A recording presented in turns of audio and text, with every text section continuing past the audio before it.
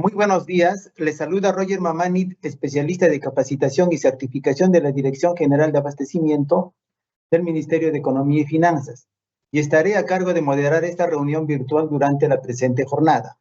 Esta actividad se realiza como parte de las labores de difusión de normativa del Sistema Nacional de Abastecimiento, que ofrece la Dirección General de Abastecimiento del Ministerio de Economía y Finanzas. Les pedimos que registren su asistencia completando el link que aparece en el chat en la opción Preguntas y Respuestas del evento. Hoy nos acompaña la señorita Lisette Orellana Medina, de la Dirección de Adquisiciones de la Dirección General de Abastecimientos del Ministerio de Economía y Finanzas, y desarrollará el tema Ejecución Contractual de Bienes y Servicios. Adelante, Lisette. Muchas gracias, Roger. ¿Qué tal? Primero que nada, darle la bienvenida a nombre del director general de Wilson Beramalki, director general de la Dirección General de Abastecimientos, y de la directora de adquisiciones, Vanessa Juárez, y felicitarlos, ¿no?, por estar en esta capacitación de la ejecución contractual de bienes y servicios en el marco de la nueva Ley General de Contrataciones Públicas. Como les decía, vamos a dar inicio a la exposición sobre la ejecución contractual de bienes y servicios. Vamos a empezar conversando sobre el contenido del contrato. Como sabemos, el contrato está conformado por el documento que lo contiene, ¿no?, las bases integradas, que finalmente son las que establecen las reglas definitivas de todo el proceso, la oferta ganadora, los documentos derivados del procedimiento de selección, que son los que establecen obligaciones para las partes, y lo cual incluye también las modificaciones contractuales y adendas aprobadas por la entidad contratante, pues durante la fase de la ejecución contractual, ¿no?, en caso corresponda. Asimismo, es importante mencionar que el contrato se ajusta a la proforma incluida en las bases del respectivo procedimiento de selección y se publica en el Pladicop. Bien, la ley define a los contratos como acuerdos celebrados entre una entidad contratante y un proveedor. ¿Con qué fin? Con la finalidad, pues, de que asuman obligaciones recíprocas para poder abastecer a la entidad contratante de bienes, servicios u obras, y así la entidad contratante pueda cumplir con su finalidad pública. Hay un aspecto novedoso que se ha incorporado en esta Ley General de Contrataciones Públicas, y es lo referido a la cláusula de compromiso de pago. La entidad contratante verifica si el proveedor tiene multas impagas para la comisión de infracciones establecidas en la ley. ¿Cómo funciona? Pues miren, la entidad contratante va a verificar en la Pladicop de manera previa a que suscriba el contrato si el proveedor con que va a suscribir el contrato pues cuenta con multas impagas. En caso verifique que el proveedor tiene las multas impagas, se incorpora en el contrato una cláusula que se denomina cláusula de compromiso de pago de la multa. Y se establece que durante la ejecución contractual, la entidad contratante va a retener de forma prorrateada hasta un 10% del monto del contrato para que se pueda realizar el pago o la amortización de la multa, ¿no? El OEC, mediante directiva, va a regular el procedimiento operativo sobre el cobro de la multa, la cobranza coactiva y las retenciones. Esto es un aspecto nuevo que se ha incorporado, pues, en la normativa. Ahora, respecto de las cláusulas obligatorias del contrato se mantienen, ¿no? Como sabemos, es las garantías, la cláusula anticorrupción y antisoborno, la solución de controversias, la resolución de contrato por incumplimiento, y adicionalmente se está incluyendo una nueva cláusula que es la referida a la gestión de riesgos. Todas estas cláusulas están ya desarrolladas en las bases estándar que han sido prepublicadas, todavía no están publicadas, sino que han sido prepublicadas para recibir comentarios y poder absolverlos, ¿no?, y mejorar estas bases que han sido prepublicadas, ¿no? Ahí podemos encontrar el contenido, ¿no?, sobre las cláusulas mencionadas. Siguiente, por favor. Conversemos sobre el plazo de la ejecución contractual.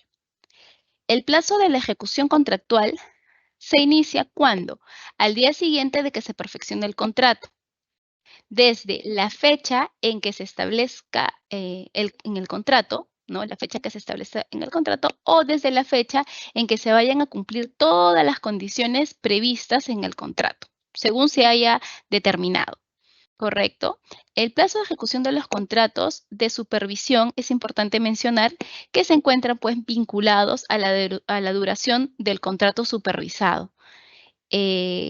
Otro aspecto importante es que durante la ejecución contractual, los plazos se van a contar en días calendario, salvo, ¿no?, algunas excepciones en los que el contrato indique lo contrario, pero por regla general siempre se van a contar en días calendario. Ahora bien, el servidor o funcionario que tenga facultades para suscribir el contrato y sus adendas conforme a las normativas de gestión interna que tenga cada entidad contratante, es quien se va a encontrar facultado a autorizar cualquier modificación de este, salvo que el propio reglamento establezca que se encuentre esto reservado a la autoridad de la gestión administrativa o al titular de la entidad. La entidad contratante va a gestionar mecanismos de colaboración ágil entre el contratista, la supervisión y la entidad para evaluar posibles riesgos y formular propuestas de solución. Esto es muy importante ya que hay mecanismos, ¿no?, de colaboración ágil entre el contratista, el supervisor y la entidad, como por ejemplo citas en campo, sesiones, reuniones, todo aquello que sirva pues para evitar los riesgos, ¿no? Y para que se formulen las propuestas técnicas de una manera oportuna, en caso sea necesario llevar a cabo este tipo de reuniones, ¿no? Bien, respecto a la suspensión de plazo, la suspensión de plazos pues se va a dar por eventos no atribuibles a las partes que originen la interrupción de la ejecución. Siguiente, por favor.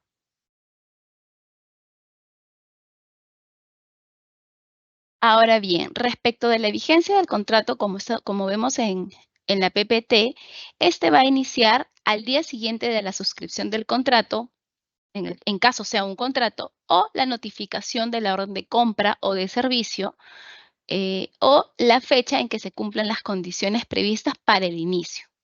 ¿Y hasta cuándo va a tener vigencia el contrato?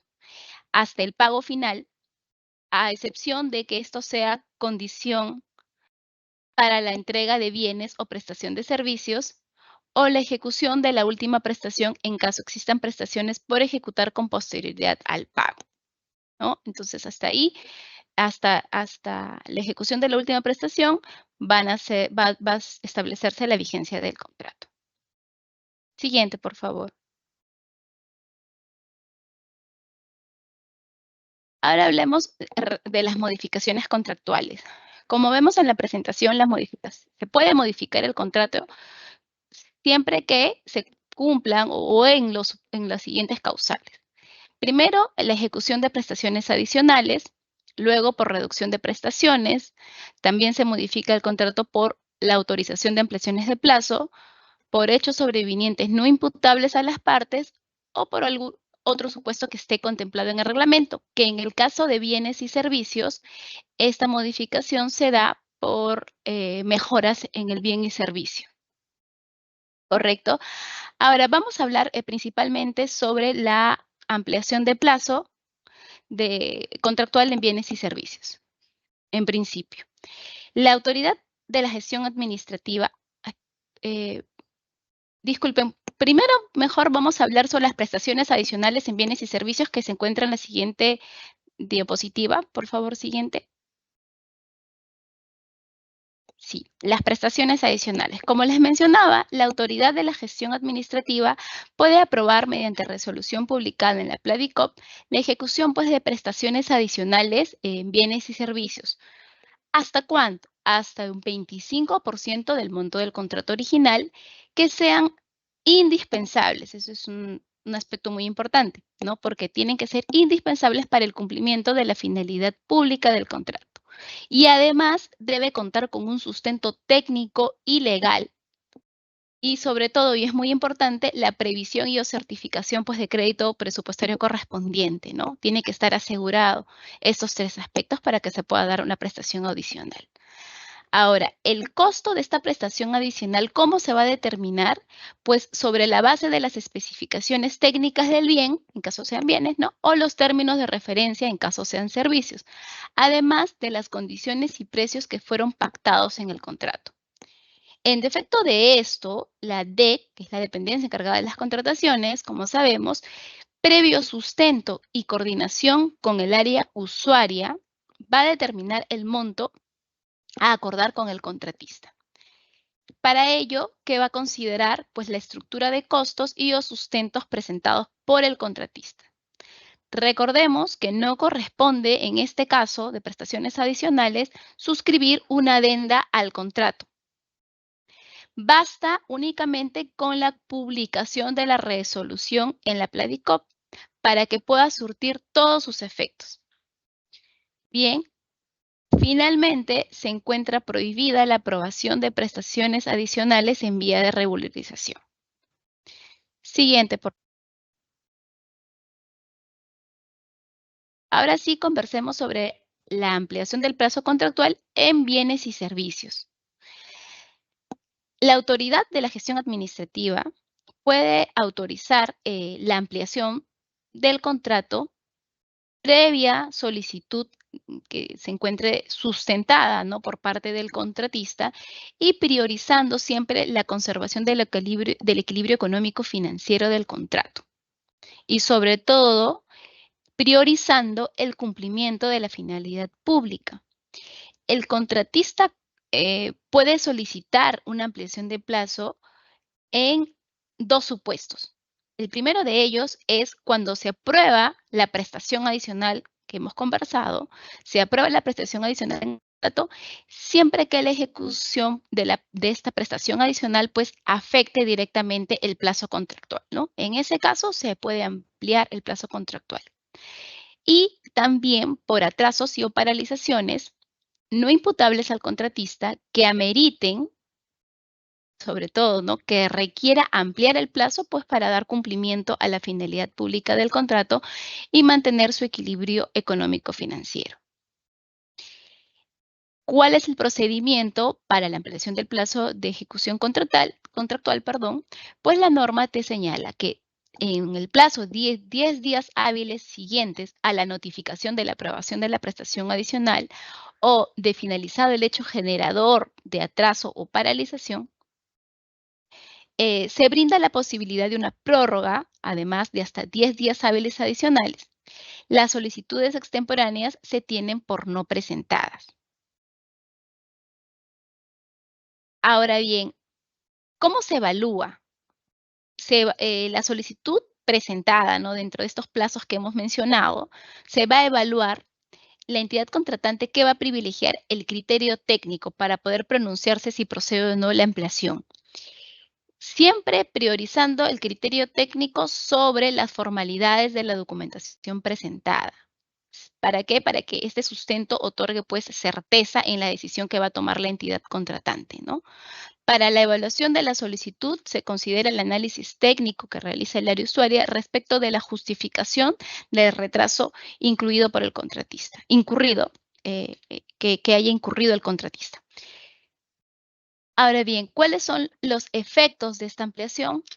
Pues, como vemos en la presentación, se amplían los contratos directamente vinculados, se genera pago de costos y gastos generales, los cuales deben de estar debidamente acreditados y, al igual que en el caso anterior, no va a requerir de una adenda, bastando únicamente la publicación en la Pladicop para que surta sus efectos.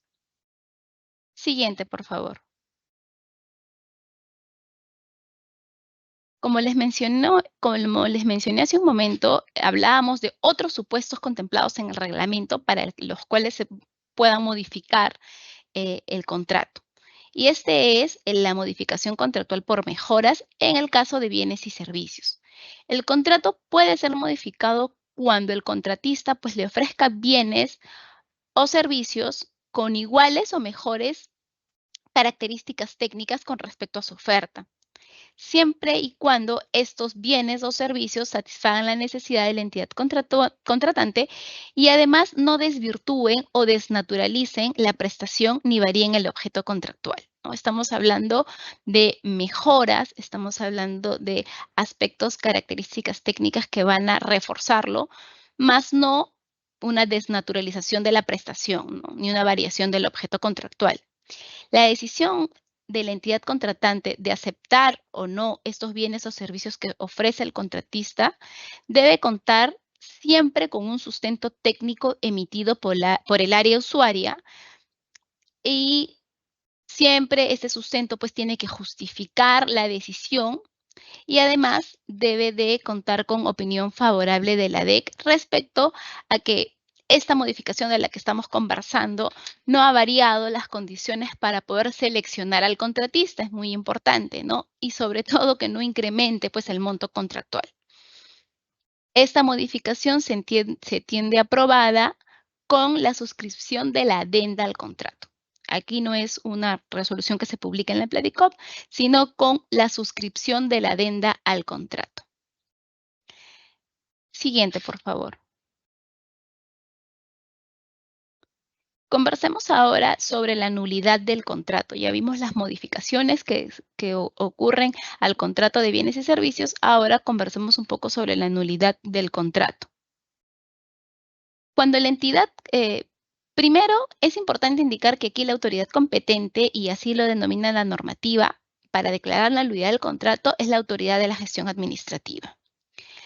Cuando la entidad advierta algún vicio o posible vicio de nulidad del contrato, va a correr un traslado a la otra parte a través de la Pladicop para que se pronuncie en un plazo máximo de 5 días hábiles contabilizados desde el día siguiente de recibida la notificación.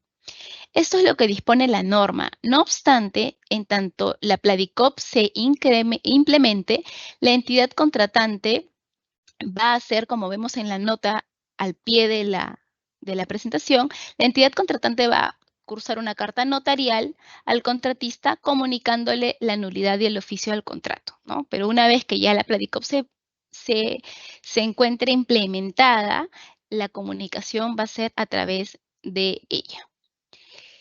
Bien, cuando la entidad contratante decida declarar la nulidad de oficio del contrato por alguna de las causales que vamos a ver a continuación, esta se entiende por notificada para todos sus efectos con la publicación de la Pladicop, ¿no? Esto, recordemos, está sujeto pues a la implementación que va a tener la Pladicop.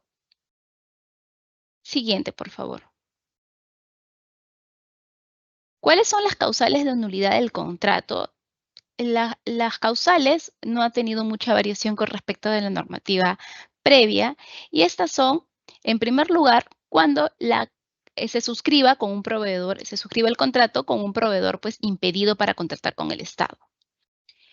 O cuando se verifique que se haya presentado documentación falsa, adulterada, con información inexacta, que esta información haya sustentado la adjudicación de la buena pro en el procedimiento de selección. Y es importante indicar aquí que siempre tiene que darse el previo descargo del contratista, ¿no es cierto? Otra causal de nulidad es que se suscriba el contrato a pesar de encontrarse en trámite un recurso de apelación. La cuarta causal es que se suscriba el contrato prescindiendo del procedimiento de selección competitivo respectivo, ¿no? O no se haya cumplido con las condiciones establecidas para utilizar un procedimiento de selección no competitivo. Es decir, se haya celebrado pues un procedimiento de selección no competitivo cuando no corresponda, cuando no ameritaba, cuando no se encontraba dentro de la causal, porque correspondía hacer algún procedimiento de selección competitivo, ¿no? O también cuando se simuló la aplicación de algunos de los supuestos excluidos. En estos casos hay nulidad del contrato. Finalmente, la última causal de nulidad del contrato es cuando por sentencia consentida o ejecutoriada se evidencie que durante el procedimiento de selección o para el perfeccionamiento del contrato, los accionistas de la empresa, los socios o empresas vinculadas así como los directores, funcionarios, empleados, asesores, representantes legales o apoderados, hayan pagado, recibido, ofrecido, intentado pagar o recibir u ofrecer en el futuro algún pago, un beneficio, una dádiva, disculpen, o comisión. Ello también está prohibido, ¿no? Esta nulidad se declara sin perjuicio de la responsabilidad administrativa, civil o penal que corresponda en el proceso respectivo. La nulidad se va a declarar en este supuesto. Siguiente, por favor. Ya que, bueno, terminamos de hablar sobre la nulidad del contrato, hay algunas consideraciones que se tienen que tomar en cuenta para el contrato de bienes y servicios. Uno de ellos es el reajuste. Como sabemos, en los casos de los contratos de ejecución periódica o continuada, en el caso de bienes o servicios o consultorías en general, los cuales se pactan en moneda nacional o extranjera, las bases pueden considerar fórmulas de reajustes de los pagos que correspondan al contratista, así como la oportunidad en la cual se hace efectivo el pago conforme la variación del índice de precios al consumidor a nivel nacional o de Lima Metropolitano que vayan a corresponder al mes en el que se efectúe el pago, ¿no? Porque siempre puede haber una variación, entonces se hace el reajuste, el cual se va a calcular, recordemos, de acuerdo con los índices unificados determinados por el INEI, y los cuales son conocidos hasta el momento de iniciar el trámite de pago y se van a recalcular en el mes en el que se efectúa. Cuando se trate de bienes o servicios donde se utilicen bienes sujetos a cotización internacional o cuyos precios estén influidos por esta, no se aplica la limitación del índice de precios al consumidor a que se refiere el párrafo que hemos mencionado, ¿no? Siguiente, por favor. Ahora conversemos sobre el adelanto directo. La norma indica que solo pueden otorgarse adelantos directos en el caso de bienes de alta complejidad bajo el sistema de entrega de llave en mano, ¿no? Que se ejecuten bajo este sistema. O, ¿en qué otro caso aplica? En los servicios especializados de gestión de instalaciones o en el servicio de mantenimiento vial. También aplica en el servicio de asistencia técnica especializada en gestión de proyectos, asiste, o en otros que lo requieran por las condiciones de mercado y ello tiene que ser sustentado en la estrategia de contratación. Asimismo, en las bases se van a prever el plazo, ¿no?, en el cual el contratista solicita el adelanto directo, así como el plazo de entrega de este adelanto que va a ser la entidad contratante. Es importante indicar que en el momento en que se solicita el adelanto directo, el contratista va a entregar la garantía acompañada del comprobante de pago. Dentro de las condiciones para este adelanto, pues, como mencionábamos, el contratista va a solicitar el adelanto dentro del plazo, debe presentar su garantía, no aplica el fideicomiso a excepción de los casos de gestión de instalaciones, ciertas operaciones y mantenimientos y el mantenimiento vial. Solo en esos casos aplicaría el fideicomiso. Y también por la amortización del adelanto, ¿no? ¿Cómo funciona? Pues se realiza descuentos proporcionales en pagos parciales. La entidad va a descontar de los pagos que le hace al contratista para amortizar ese adelanto. Cualquier diferencia se ajusta en el siguiente pago o al momento de la conformidad de la prestación, ¿no? Se va ajustando este adelanto. La dependencia encargada de las contrataciones va a comunicar el otorgamiento del adelanto directo al área del almacén hasta en 3 días, en el caso de bienes. Siguiente, por favor.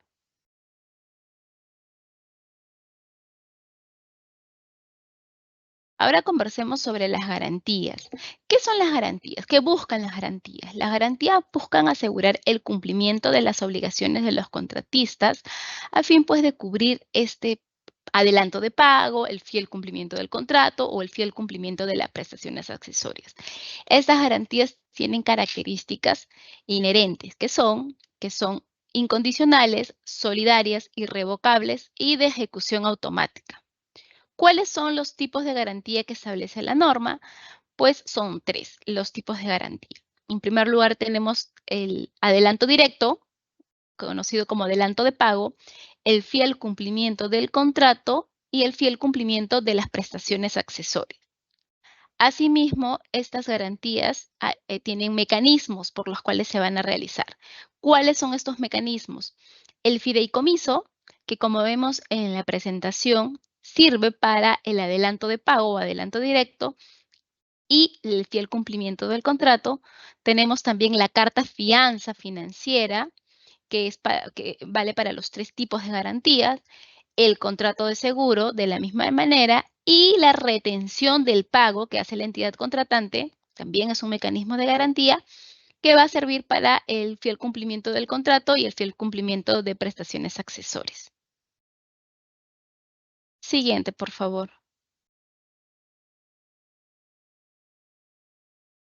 Respecto de la garantía de fiel cumplimiento, primero que nada indicar que esta garantía se tiene que mantener vigente hasta la conformidad de la prestación a cargo del contratista, ¿no?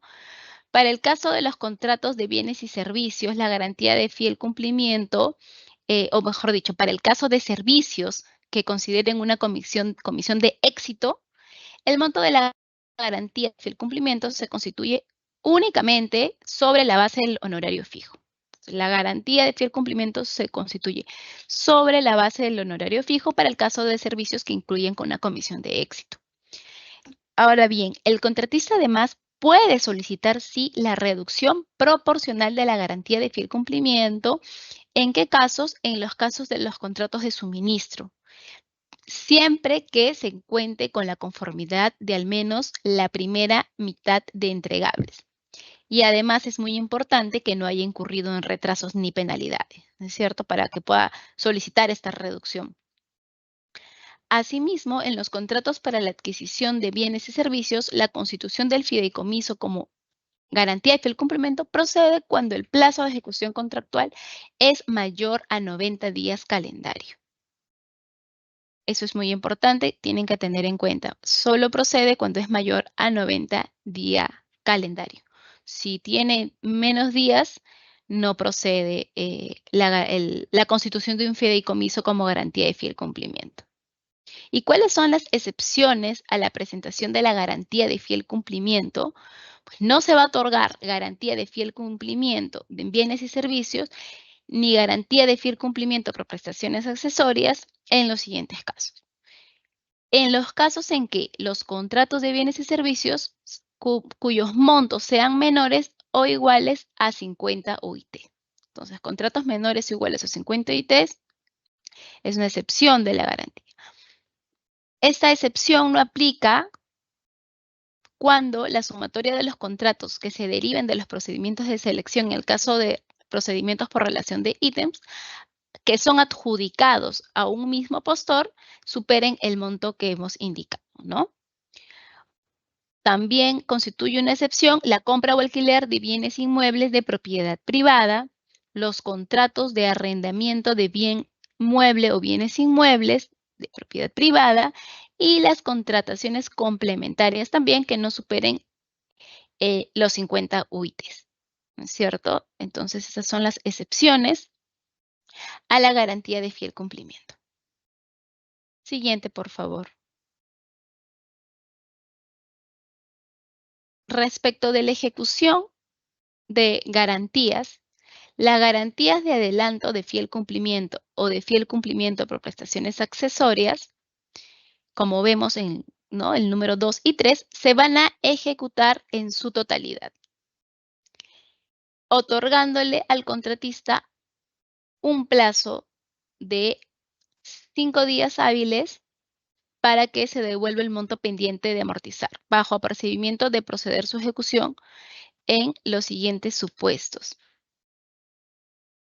En caso de las cartas fianzas financieras o los contratos de seguro, cuando el contratista no hubiese renovado antes de la fecha de su vencimiento, cuando el contratista no hubiera cumplido con pagar el saldo a su cargo establecido en el acta de conformidad de la recepción de la prestación, ¿no?, en el caso de bienes y servicios, cuando la garantía por adelanto se ejecuta, cuando luego de que el contrato sea resuelto o declarado nulo, no se amortice o se pague el monto adelantado. La ejecución de la garantía por adelanto directo se ejecuta cuando no se haya renovado la garantía antes de la fecha de vencimiento, no se haya cumplido con pagar con el saldo posterior a la recepción o liquidación consentida, o cuando haya sido resuelto o declarado nulo, ¿cierto? Como vemos, el adelanto de pago o el adelanto directo tiene ciertas condiciones mediante los cuales se va a ejecutar. Asimismo, las garantías de fiel cumplimiento y fiel cumplimiento por prestaciones accesorias se van a ejecutar en su totalidad cuando la resolución por causa imputable del contratista pues haya quedado consentida o por laudo arbitral se declare procedente la decisión de resolver el contrato. Es importante indicar aquí que las empresas que no cumplan con honrar la garantía otorgada van a ser pasibles de sanción por la Superintendencia de Banca y Seguros, la SBS. Siguiente, por favor.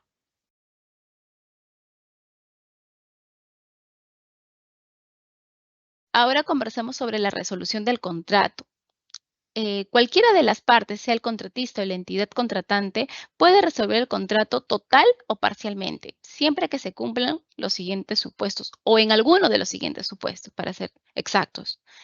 El primer supuesto es por caso fortuito o fuerza mayor, pues que va a imposibilitar la continuidad de ejecutar el contrato.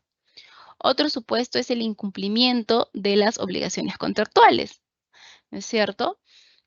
Otro aspecto o otro supuesto en el cual se resuelve el contrato es por un hecho sobreviniente al perfeccionamiento del contrato que sea distinto al caso fortuito fuerza mayor. Y además existen otros supuestos que es por el incumplimiento de la cláusula de anticorrupción que comentábamos al inicio de la presentación, es una de las cláusulas obligatorias que tienen que ir en el contrato, y su incumplimiento pues genera la resolución del contrato. Por la presentación de documentación falsa o inexacta durante la ejecución contractual. Si presenta documentación falsa en la ejecución, pues se resuelve el contrato. Y la configuración de la condición de terminación anticipada establecida en el contrato. Por estos 6 supuestos se puede resolver el contrato de manera total o parcial. Y es importante que recordemos que el contrato va a quedar resuelto a partir de la sola notificación.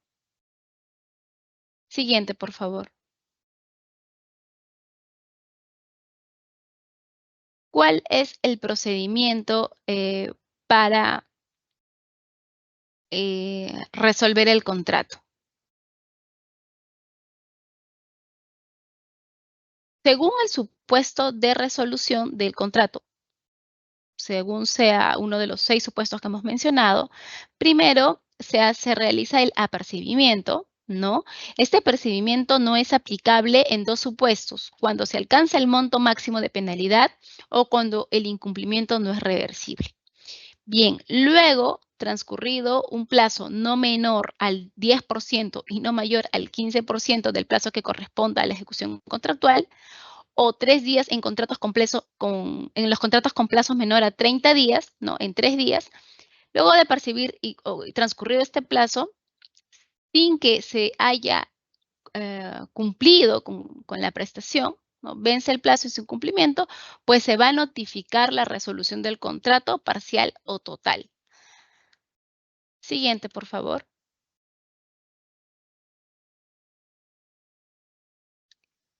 Ahora bien, respecto de la recepción y conformidad. El área usuaria va a verificar, es la encargada de verificar, es su función verificar el cumplimiento de las especificaciones técnicas o términos de referencia. Y además, en caso corresponda, el área usuaria va a realizar el control de calidad de este bien o servicio. Asimismo, la recepción de los bienes es importante mencionar aquí, que se rige por la normativa del Sistema Nacional de Abastecimiento. Como sabemos, existe la Directiva de la Gestión de Almacenamiento y Distribución de Bienes Muebles, emitida pues por la Dirección General de Abastecimiento, y es importante que se verifique que se cumplan las condiciones ahí establecidas para la recepción en el caso de los bienes. Transcurrido el plazo de 7 días, 20 días para las consultorías o si requiere efectuar pruebas que permitan verificar el cumplimiento de la obligación, pero en principio son 7 días, se realizan las observaciones que son notificadas al contratista con el plazo de subsanación que es máximo el 30% del plazo del entregable. Y además es importante indicar que no se van a aplicar penalidades si el contratista llega a subsanar dentro del plazo. Ahora, si el contratista no llega a subsanar, se pueden otorgar sí plazos adicionales o resolver el contrato. No aplica el procedimiento si los bienes o servicios no cumplen manifiestamente con lo contratado. Y finalmente, la conformidad no impide reclamos posteriores por defectos o vicios ocultos. Las contrataciones complementarias. Bien, las contrataciones complementarias, en el caso de bienes y servicios, están sujetas a ciertas condiciones. Primero, el plazo. Dentro del plazo de 3 meses posteriores a que se culmine el plazo contractual del bien o servicio. Únicamente se van a dar dentro de los 3 meses posteriores. ¿Cuáles son los requisitos? Se realiza solo por única vez con el mismo contratista. Solo una contratación complementaria con el mismo contratista. Otro requisito es que el monto no puede ser menor o igual al 30% del contrato original. Otro requisito importante es mismo bien o servicio y condiciones de contratación. Bueno, ser repetido, son las mismas condiciones de contratación y que se haya convocado el procedimiento de selección para su contratación, salvo que la necesidad sea cubierta con la contratación complementaria. Ahora bien, excepcionalmente puede suscribirse 15 días antes de la culminación del contrato original, ¿no? Porque lo regular es que se culmine el contrato original, pero puede pues suscribirse 15 días antes con la condición de que el inicio sea posterior a su culminación. O sea, se suscribe sí, pero el inicio va a ser posterior a la culminación del plazo del contrato de bien o servicio. Y los motivos deben de estar sustentados por el área usuaria, pues quien otorga la conformidad y cumplirse con los requisitos regulares que se señalan en la normativa. Bien, muchas gracias. Hasta aquí ha sido la presentación de los aspectos más importantes de la ejecución contractual de bienes y servicios. Gracias, Roger. Muchas gracias, Lisette, por la exposición. Ahora pasamos a nuestra ronda de preguntas. En esta sección, nuestro panelista dará respuesta a las preguntas que hemos recibido durante el proceso de inscripción. Asimismo, les pedimos que se registren su asistencia completando el link que aparece en el chat en la opción Preguntas y Respuestas del evento. Muy bien, Lisette, vamos a pasar a la ronda de preguntas. Tenemos con la primera pregunta. ¿Cuáles son las causales de modificación contractual? Bien, como hemos mencionado en la exposición, las causales de modificación contractual en el caso de bienes y servicios que ha sido materia de exposición son la ejecución de prestaciones adicionales, la reducción de prestaciones, la autorización de las ampliaciones de plazo, la modificación por hecho sobreviniente no imputable a las partes y la modificación por mejoras de bienes y servicios. Muy bien, muchas gracias. Tenemos otra pregunta. ¿Cuáles son los plazos para los casos de controversias en la fase de ejecución contractual? La Ley General de Contrataciones Públicas ha señalado los plazos de caducidad, ¿no? Y al respecto indica que el arbitraje que verse sobre las controversias respecto de la validez, nulidad, resolución, terminación o ineficacia del contrato es solicitado en un plazo máximo de 30 días hábiles desde la notificación del acto, que son, o de los actos que son materias de controversia. Asimismo, en todas las demás controversias, cualquiera de las partes va a poder iniciar el arbitraje como máximo dentro de los 30 días hábiles siguientes a las siguientes acciones.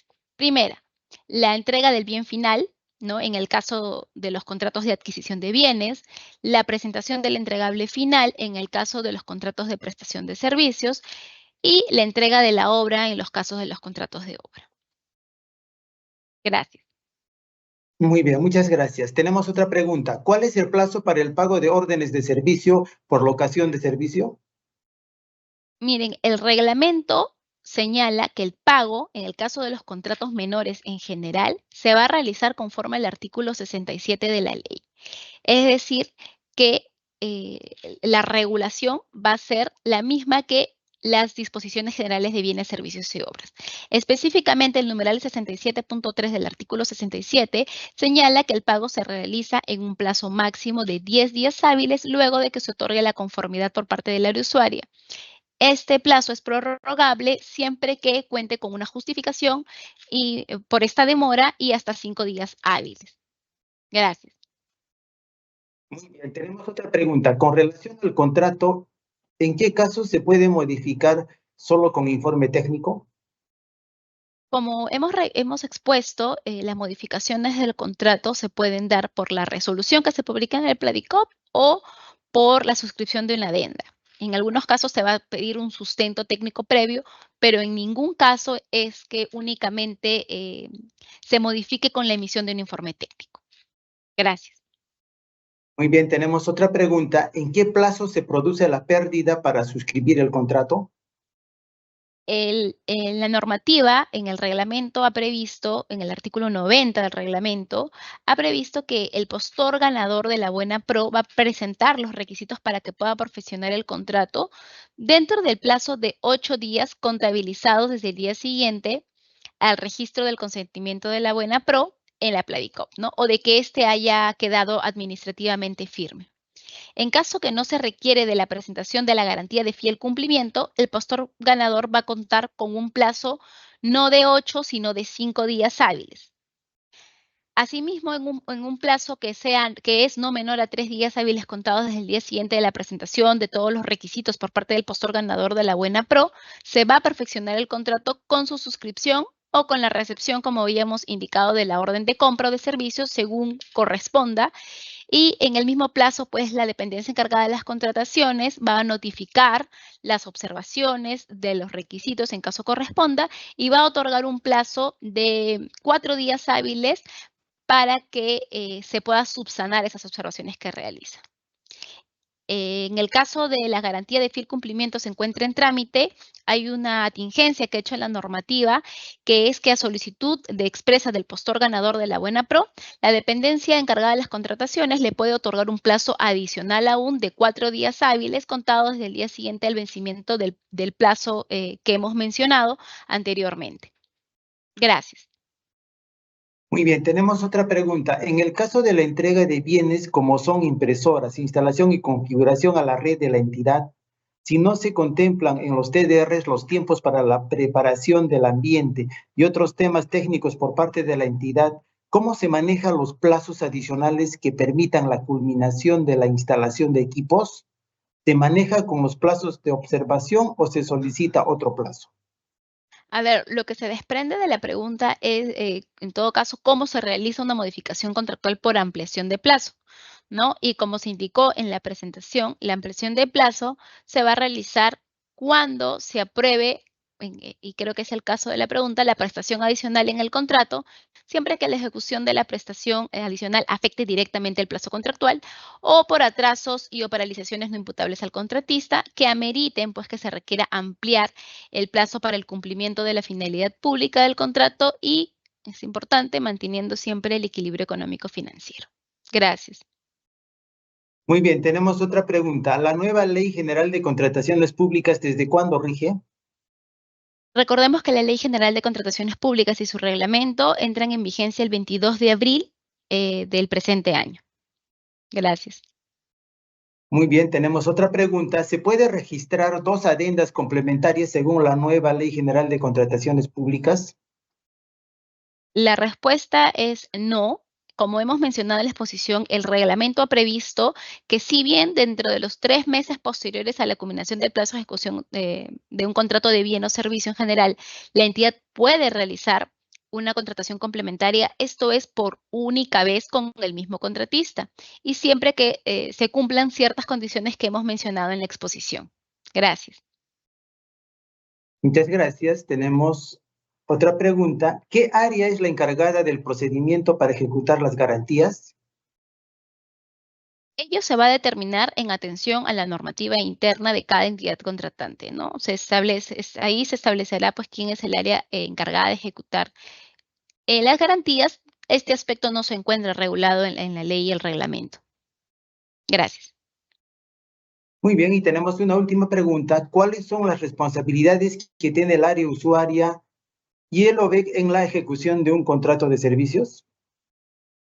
Bien, es importante indicar que tanto el área usuaria como la DEC, la dependencia encargada de las contrataciones, han sido establecidas sus funciones en la ley y en el reglamento, ¿no? En caso del área usuaria, ella es responsable de verificar las obligaciones del contrato, su cumplimiento y además la emisión de la conformidad respectiva. Por su parte, la DEC es responsable de verificar más bien la documentación necesaria para el perfeccionamiento del contrato, además realizar el monitoreo y seguimiento a la evaluación, y la evaluación de la ejecución contractual de todos los contratos suscritos por la entidad contratante, de solicitar a la Oficina de Planeamiento y Presupuesto la certificación o provisión presupuestal en los casos que corresponda, y de revisar la conformidad emitida por el área usuaria, ¿no? A fin de verificar el cumplimiento de la normativa de contrataciones públicas. Gracias.